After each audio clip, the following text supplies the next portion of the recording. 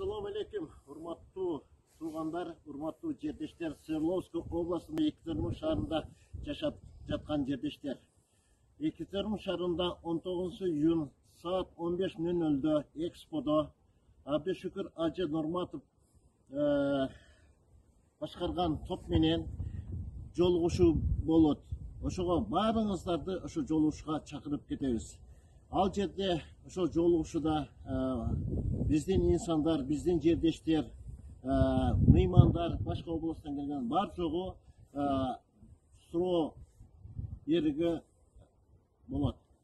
Ошон үчүн урматтуу жердештер, баарыңыздарды 19 июнь күнү саат 15:00 Экспого келишиңерге мен тилектешмин.